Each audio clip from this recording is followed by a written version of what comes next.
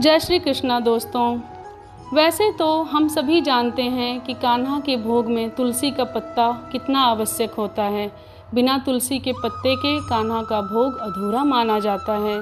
परंतु क्या आप जानते हैं कि तुलसी नाम के पौधे की महत्ता हमारे वेदों में इतनी क्यों गाई गई है? आइए हम इस पे चर्चा करते हैं। कार्तिक कृष्ण पक्ष में पड़ने वाली एकादशी रमा एकादशी एवं तुलसी एकादशी के नाम से जानी जाती है। शास्त्रों में तुलसी को विष्णु प्रिया माना गया है।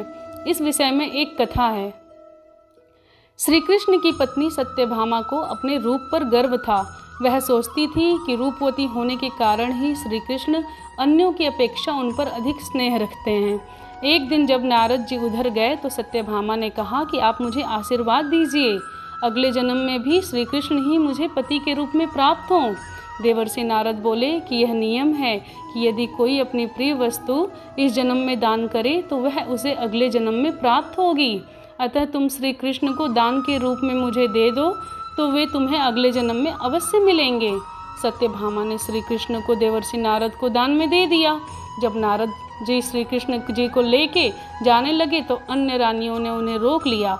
उस पर नारद जी ने कहा, यदि श्री कृष्ण के बराबर सोना व रत्न दे देंगे तो हम इन्हें छोड़ देंगे। तराजू के एक पलड़े में श्री कृष्ण तथा दूसरे पलड़े में सभी रानियां अपने गहने चढ़ाने लगी, परंतु पलड़ा टस से मस नहीं हुआ। यह सुनकर सत्यभामा ने कहा, मैंने यदि इन्हें दान किया है तो उबार भी लूँगी। ऐसा कहकर उन्होंने अपने सारे आभूषण तराजू पर चढ़ा दिए, परंतु फिर भी पलड़ा न हिला तो सत्यभामा बड़ी लज्जित हुई। यह सारा समाचार जब रुक्मिणी जी ने सुना तो वह तुरंत तुलसी पूजन करके उसकी पत्ती ले आई और उसे पलड़े में रखते हुए तुला का वजन किया। वजन बराबर हो गया। देवर्षि नारद तुलसी दल लेकर स्वर्ग को चले गए और रुक्मिणी जी तुलसी के वरदान की महिमा के कारण वे अपनी अन्य को सौभाग्य रक्षा करने में सफल हुई। तब से तुलसी को वह पूज्य पद प्राप्त हो गया तथा श्री कृष्ण उसे सदा अपने मस्तक पे धारण किए रहते हैं। एक अन्य प्रसंग के अनुसार वृंदा ने विष्णु जी को यह शाप दिया था कि तुमने मेरा सतीत्व भंग किया है, अतः तुम पत्थर के बनोगे।